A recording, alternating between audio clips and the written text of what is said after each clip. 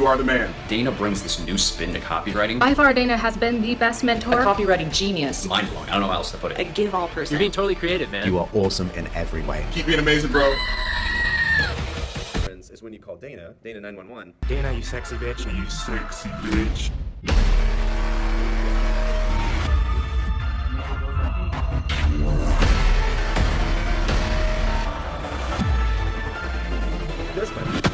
Revolutionary. Freaking awesome. This is the best marketing I've seen in a long time. You're letting us into who you are. You're being genuine. You're probably the smartest copywriter, marketer I know. He's building so much freaking anticipation for this book.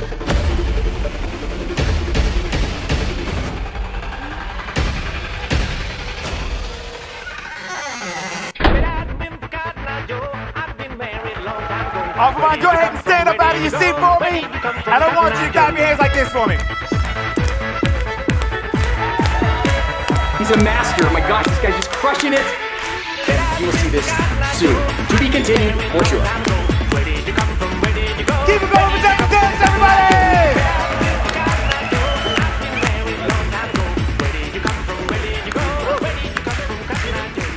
For those that don't know me, I am your farmer friend. I am straight off the farm fields of Wisconsin. Literally, I live in, well, my office is in a town of 1,000, and that is almost this entire room. So for context, in all seriousness, I've been featured on Forbes Inc. Entrepreneur magazine. A lot of cool stuff. Sell books for thousands of dollars. Yes, books for thousands of dollars. I charge $20,000 per day for consulting. You have to come to me, so you have to get an airplane, come to Wisconsin to the farm fields, my office, have a 25K mastermind. And I don't say that for any other reason than to just know that I have expensive offers, and there's a correlation between how much money you make and how much your offers are and how many times you offer them, right? So in true fashion, like I'm not making this up, I just pulled this out. Like I literally have an offer in my jacket from a previous speech. So like, guys, make offers, right? Like you wanna make money, make offers, okay? Before I get into it, I want to talk about a little bit about how I met Steven and how I arrived here. So, how many of you guys saw like a video of Steven at some point and you thought, geez, that guy is crazy, right? But then you're like, shit, he's my people, okay? So I saw videos of him and it was like awesome. I'm like, I got to meet this guy. So I am part of Russell Brunson. Anybody ever heard of that guy? Huh? Yeah. Right? I'm part of his Inner Circle Mastermind, and so yeah, Inner Circle here, represent. Awesome, it's like family. And you know you'll never get booed by them, so that's always good to have when you're speaking. But I was out in Boise for the first time, and got to meet Steven, and I'm at Russell's office, and I'm like super awkward. And I'm like, I just need to talk to him. And I didn't know what to say. Okay, this was years ago. And so I had a notebook and a pen, and I just went up to him during a break. And I'm like, hey, man, can you like map out what the ClickFunnels office looks like how it's laid out? That's what I asked him. I don't even know where it came from. And here's the coolest part. Steven being Steven, he gave me a 10-minute consultation on exactly how, like sliced down, every single piece of every detail of the office was laid out. And it was only a 5-minute break. Like it was amazing. So I knew right then and there, Steven and I are he's an awesome dude. I came back out to Boise a few months later, and I was working on a secret project with Russell and Steven. And by the end of the day, let's just put it this way, Steven was dressed in a full-fledged chicken suit, riding a motorcycle in downtown Boise on a Friday afternoon. So that's how that went. That's kind of our relationship, I guess. I wanted to take a second to acknowledge someone. He already did this in the last session, and I'm not sure where, but where's Steven's dad at? Is he in here? I just wanted to say, so 2 things. First of all, I rehearsed that quote. I swear you could ask my wife. Probably 5 times in the hotel room before I came out. And then he, dang it, stole it. But I wanted to say that quote has impacted me a ton in forcing Steven to be resourceful. I just wanted to say kudos to you again, Mr. Larson. It was amazing.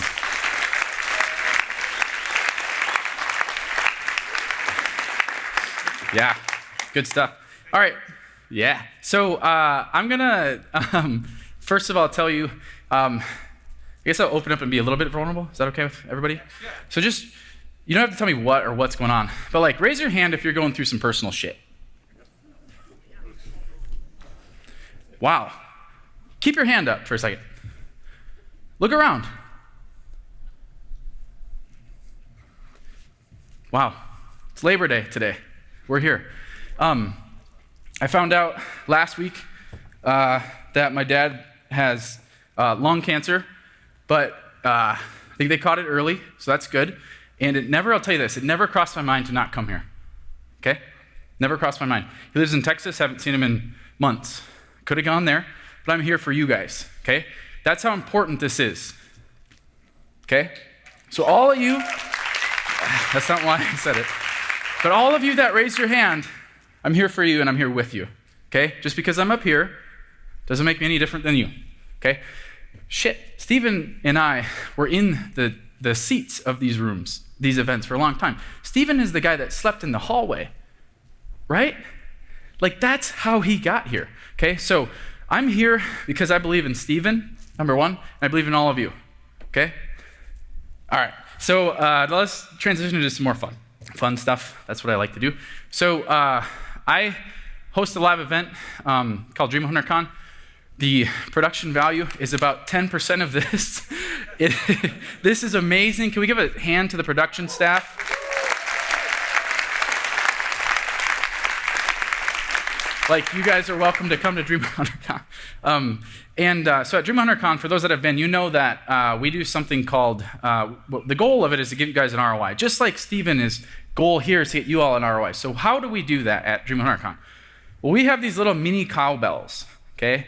And for anyone that's been there, what happens as soon as the minute you hear a nugget from somebody, you get your ROI on your trip. What do you do with it?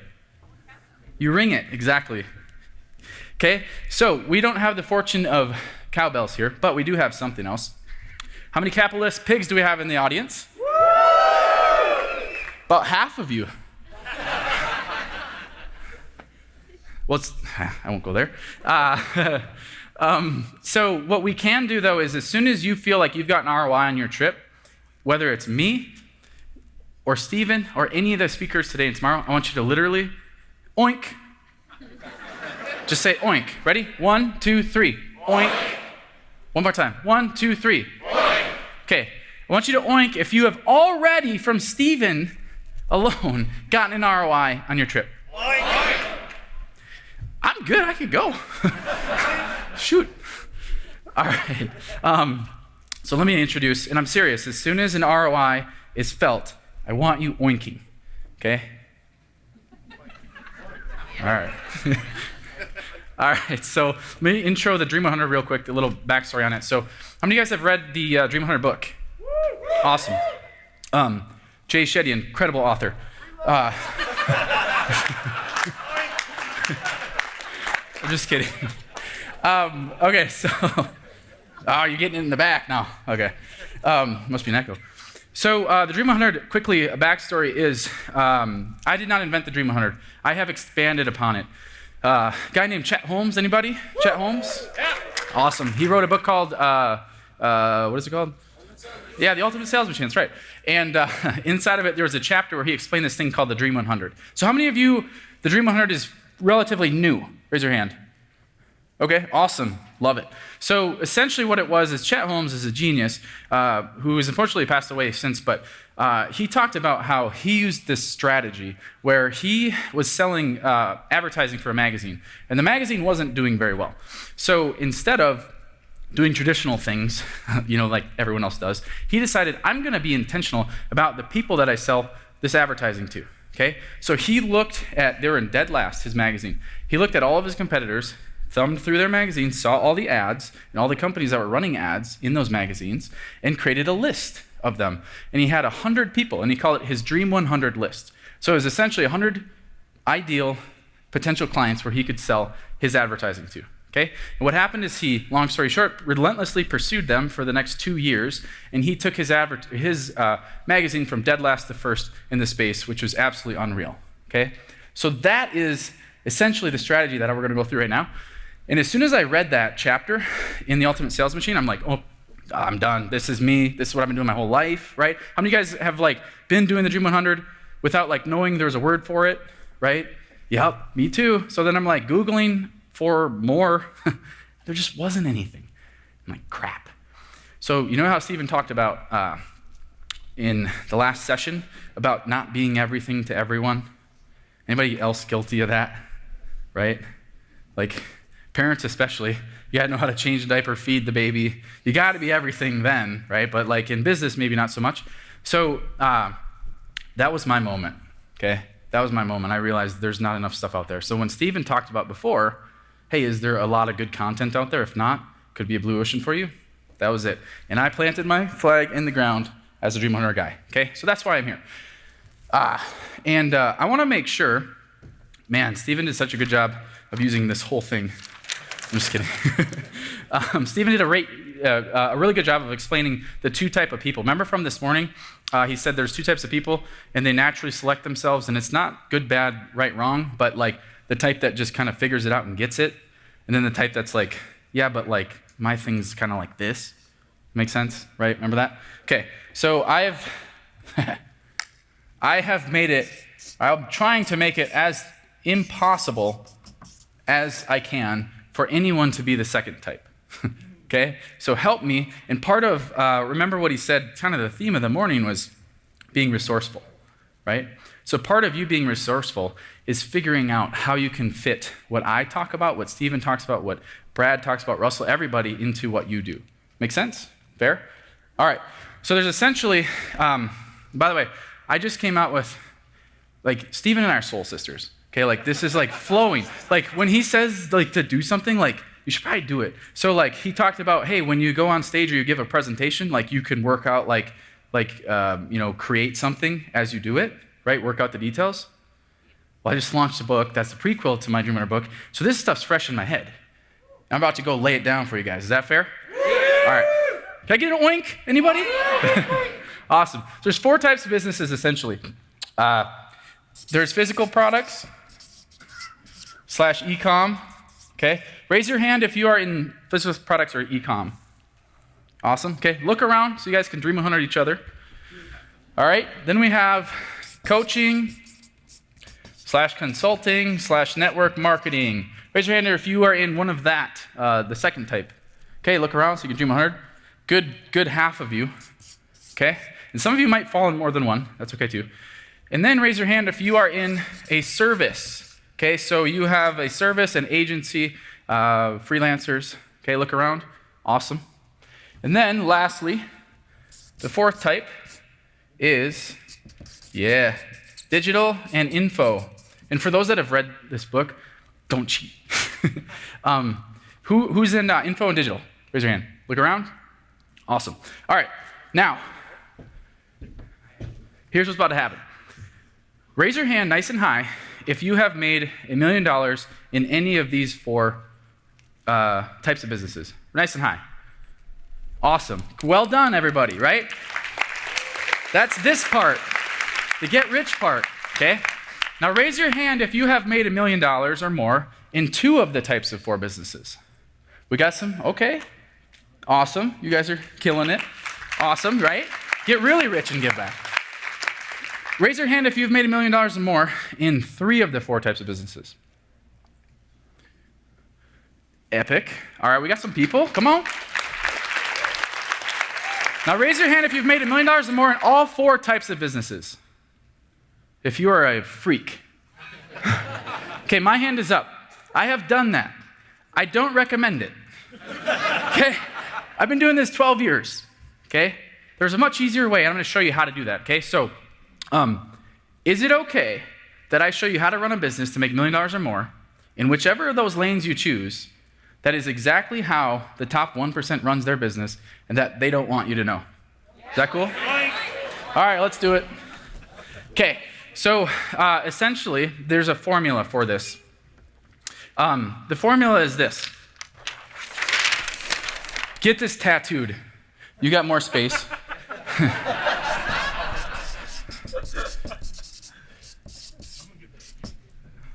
I gotta get it right. There it is.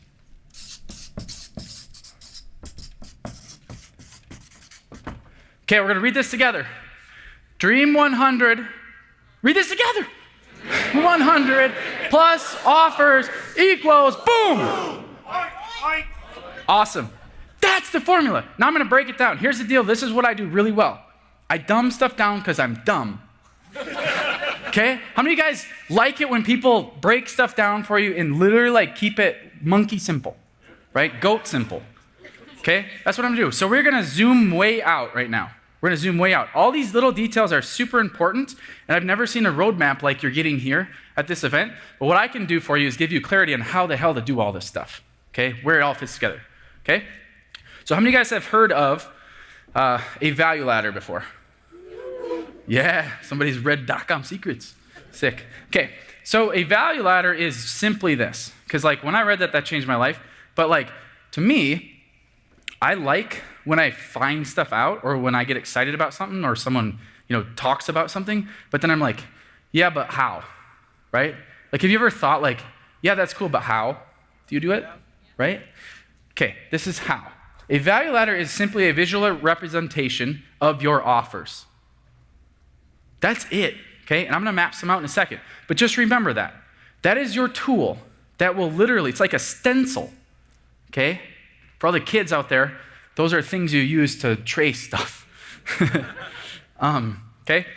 And it all goes back to making offers. So when we build our value ladder, we do the Dream 100 with it, it all goes back to making offers, okay? And another thing that's important to know is making an offer is not a singular event. It's easy to think, well, I'm gonna come to OfferMind, I'm gonna get my offer down, and I'm gonna leave and make $10 million. No, like you have to make offers for the rest of your life. Okay, and you're gonna see why in this value ladder for a second.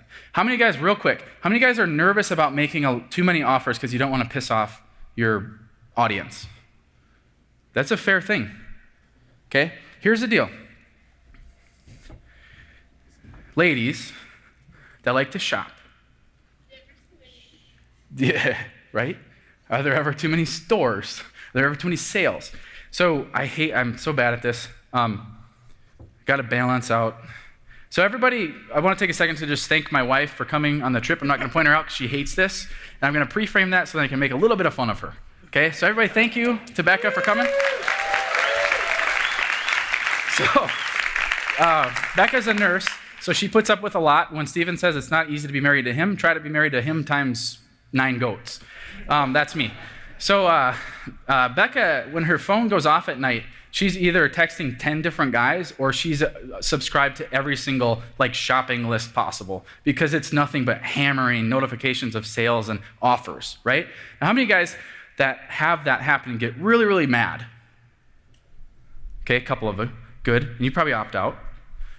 How many guys don't get really mad? Look at that. Okay, what do you just hit delete if you're not interested? That's what your audience does. It's okay. I give you permission to make a lot of offers. Okay, there's a correlation between how much money you make and how many times you make offers. Okay, it's not magic, it's math. All right, so here's an example of that. I recently wrote a book with, anybody know a guy named Dave Lindenbaum? I wrote a book with him, if you can believe it. And I didn't know what to do with it, and I was walking around my office, and I had 8 copies of it, and I'm like, I don't know what to do with this, so we should sell it. So I took a picture of them, I threw up a Facebook post, and I didn't sell it, okay? I sold an offer. So I had the book, there's only 8 copies, and I made an auction. The book, plus a coaching call with Dave and I, plus behind the scenes access to the Voxer recordings, which looking back probably shouldn't have given out, of making the book. And I threw it up for sale, said $100 opening bid, top 8 bids, get a copy. It closes at midnight. I thought nothing would happen. How many of you have ever launched an offer and you thought nothing was gonna happen, or you're scared to because you think nothing's gonna happen? Well, you never know until you launch it, right? So I launched it, and then I do what I usually do, and I forget I did it because I'm sick to my stomach and I wanna delete it, right? Ever feel that way? Yep. So I did, and then there's a couple bids going, it gets up to $350, and then something crazy happens. This guy named Russell Brunson says that verbatim, that's a sexy offer, $2,000. Okay? So I'm like, oh my gosh.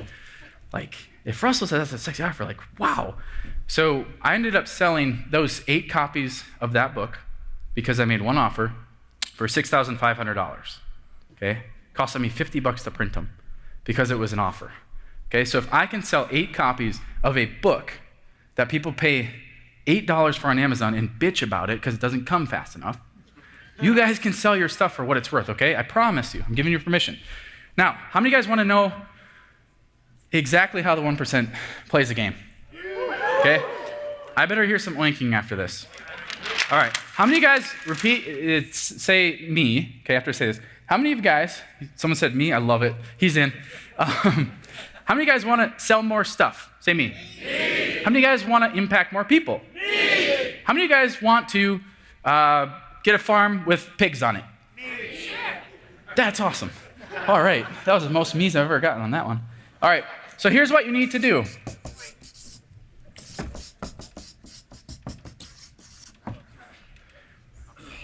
You need to stop selling. Just kidding.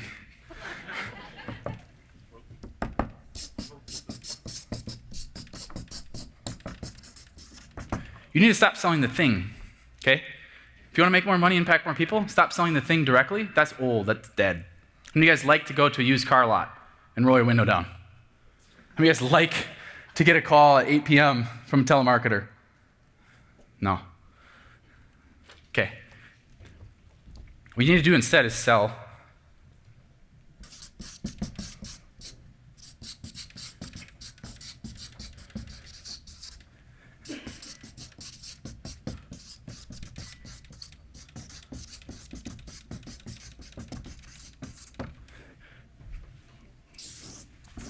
You need to sell the thing that sells the thing.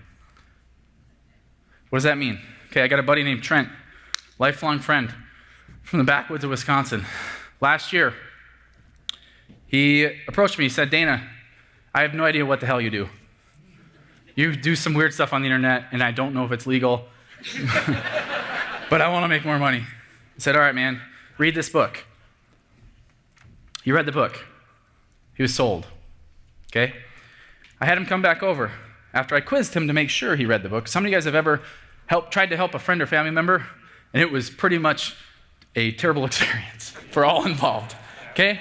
Park them in front of a book and then quiz them. And if they can't do that, they can't do the thing you're going to tell them to. Okay? So I sat down with Trent. I said, hey, Trent, asked him 2 questions. I said, all right, man.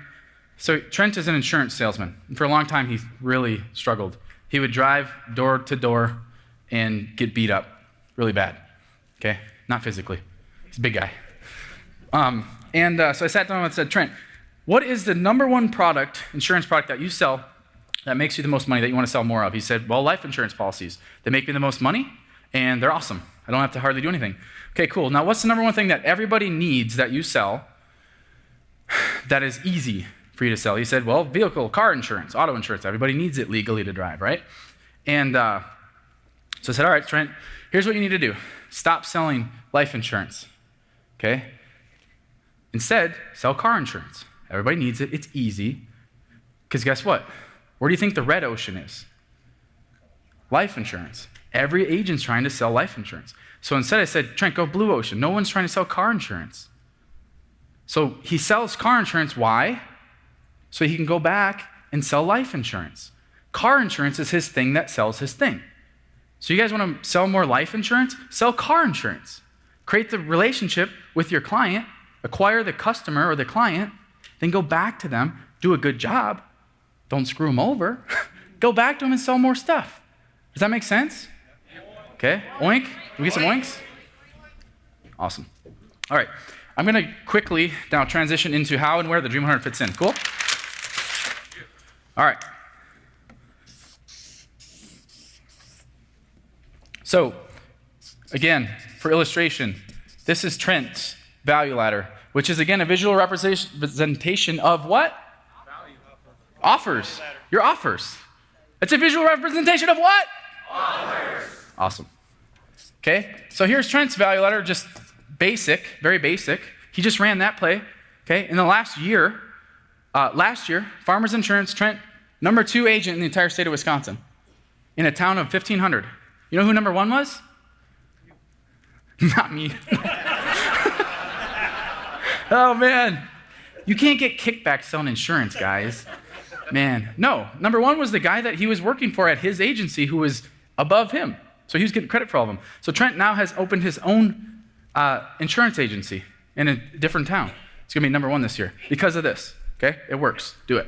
All right, now, how many of you guys know that I write copy for a living? Yeah, it's fun.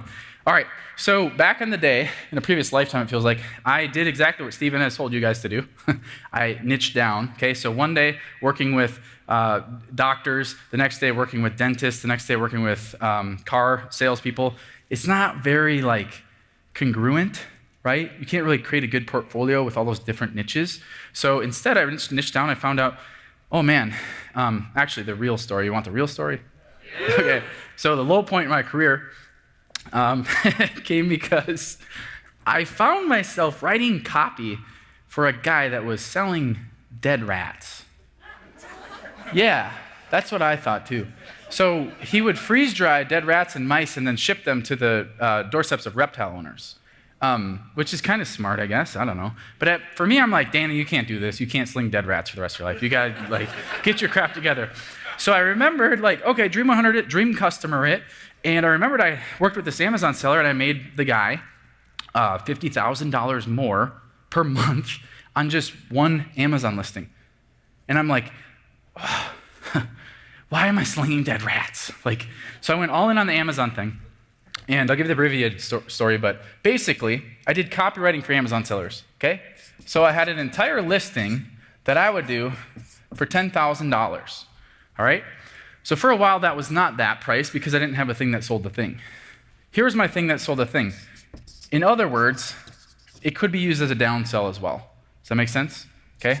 So if someone doesn't have 10K to drop or they're not ready to, downsell them into your thing that sells the thing. So for me, I would have a $500 listing audit, right? So what that meant was if an Amazon seller, e-com person comes to me, I would pitch them the 10K. If they're not ready to play ball, I'd downsell them into the audit. And that was essentially me taking 30 minutes to screen record their listing and explain all the things I would change, right? Thank you, oink. Now here's the deal. How many of you guys think me doing that, it would cause my listing service to become cannibalized or people wouldn't need it because they just go with the audit? That's what I thought. I'm like, crap, you just killed yourself, your business. No, it actually had the opposite effect. Everybody that got the audit was throwing money at me. They're like, dude, this guy knows his crap. Will you do it? I'm like, I gave you what you need. No, just do it. Right? Does that make sense? This is my thing that sells the thing. Now, how many of you guys want to guess how much the next most expensive competitor to me was charging for a listing optimization service? Very close. $500. You guys want to know how the 1% plays the game? About to drop it down on you. You guys want to know? Okay. This is the lady. Her picture's still on the wall in my office, from 5 years ago. She was selling $500 listing audits, listing services, okay? So her core offer, the thing she makes money on, was competing against my thing that sold the thing. Do you think she's actually competing with me? She might think she is, but guess what? You're competing with my front end. Who do you think is going to win? Right? Where's Sarah that asked the question earlier about the podcast competition? Where'd she go? There you are. This is your answer. Let your competitor compete with your front end. You will destroy them all day long. All the money is made on the back end. Okay? Does that make sense? Okay? That's how the top 1% plays the game right there. Yeah? Okay? Another example of this, because it's fresh in my mind from the book. And if you've read the book, don't cheat. McDonald's, for example, top 1%, right? Where do they play? Aren't they a restaurant? No. Real estate. They're the number one real estate holder. They have, I think, $30 billion of real estate. They're competing. Their front-end offer is a burger. Why? Because the franchisee is a really good tenant for their real estate and buys the building for their real estate corporation. Does that make sense? So the other restaurants think they're competing with McDonald's. They're not. You're competing with their front-end offer. If they wanted to crush you, they could. Does that make sense? That's how the top 1% plays. Okay, now let's Dream 100 it. Oink? All right. Why do we need cowbells? Let's make people oink. It's great. So how many of you have oinked for the first time in your adult life? And it's felt awesome. Yeah. Yeah. All right. Here's how we turn this on fire now. Okay? This is where, how many of you guys are familiar with what front-end offers are? Okay? Podcasts, right? Books, webinars, speaking from stage, right? All this stuff. These are all front-end offers. You guys familiar? Here's how to turn this on fire. You guys want to blow your business up? Make an awful mess? Is that okay with you? Okay, have somebody really smart, like Colton. Stephen has Colton that sweeps up the messes all the time. Give it up for Colton. Sweeping up messes. You plug your Dream 100 in, and they become an army of front-end offers for your business, okay, for your value ladder. Does that make sense? So when you go on other podcasts as a guest, they are sending their audience to you, okay? When you speak at events, their audience sees you, right? Their audience enters your front end of your value ladder. Does that make sense? Oink? All right, gotta move. So now it's time to find our Dream 100. How many of you guys want to find your Dream 100? Yeah.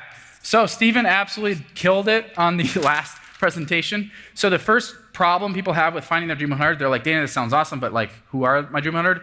It's just getting clear on who your customer avatar is. So Stephen already covered the dream customer, dream client, right? So, or he's gonna get even further on it. That's, first of all, who you have to figure out. Once you have that down, your Dream 100 is easy to find, okay? Now, where? This is where it gets really cool. Stephen also went into a story about finding a problem, right? In a red ocean and blue ocean. Here's a really cool story, an example of this. Good friend of mine, Alex Hormozy. Anybody heard of Gym Launch? Yeah. Him and I were talking, and he was explaining this thing about how like problems don't go away, they just change. And I was like, dude, that makes so much sense. When I was broke, I thought if I made a bunch of money, all my problems would go away. Okay? And then I made a bunch of money, and many of them went away. But then new problems happen. Okay, like, how do you keep the money? And that's why Ryan and Brad will help you with. Wish I would have met them a long time ago. But anyway, like here's an example, like having a nice SUV. I bought a brand new SUV last year for the first time in my life. Okay, couldn't fathom doing that. It's awesome because a lot of the problems have gone away, but now I have new problems. I can't park it next to Yahoo's at the grocery store, right? They'll ding it. That's why valet parking exists, right? To solve that really good problem. I will take that problem all day long. So all you have to do is go back a step on your client journey and figure out what problem has been created by your Dream 100, and you step in as the solution, right? Okay, here's an example of it. This is oink that stuff. Okay, this is really cool. How many of you guys have ever heard of a guy named, crazy entrepreneur guy named Trevor Chapman? Okay, Trevor Chapman did the best job of this I've ever heard of. He sold solar. He had a company that sold solar door to door. Awesome experience to do that. Did really well for a while. Then it got really competitive. What he found out is his dream customer were people that hadn't already got their door knocked, right? By some other company selling solar.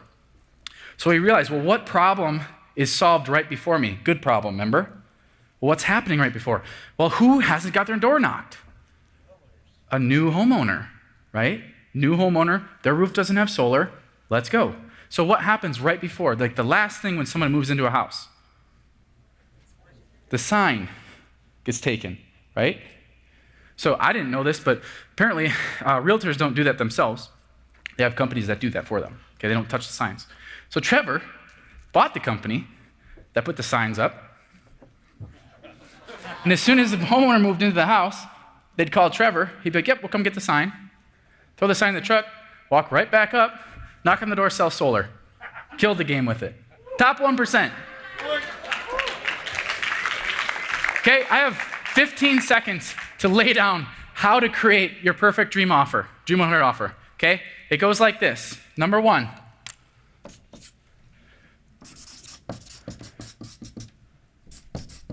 This is going to be terrible. Oh, no, it's supposed to be smiley. Okay, if your thing makes their thing better, they basically have an obligation to promote it. Okay? If your thing makes their thing better. Now that's more, it's above and beyond being complimentary. Okay? I'm talking like, guys, do you think Russell Brunson being here tomorrow is going to make OfferMind better? Duh, right? Okay? So if your thing makes their thing better, they're going to promote you. Okay? Does Steven's programs make ClickFunnels better? Right? That's rule number 1. Okay? Rule number 2, real quick. It has to make sense financially. Okay? People aren't charities, they're running businesses. So at the end of the day, if they can make, this is what they're weighing out. Either not doing the thing you want them to do, okay, whatever promotion you want to do, or creating their own version of it.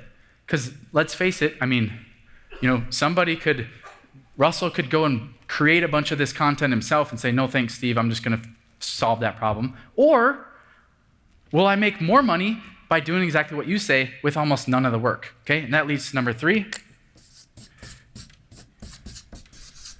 You do all the work, okay? Your Dream 100 they can't do any of the work, like straight up. So yes, that means you're gonna have to create all the email swipes. Yes, you're gonna have to print off the physical flyers that they will hand to their customers and leads as they walk in the door, okay? You have to do all the work. Lastly, number 4, don't spam 100, okay?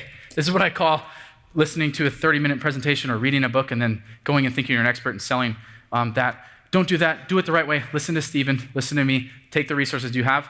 And I will close with the golden rule. Does anybody know by chance the golden rule of Dream 100?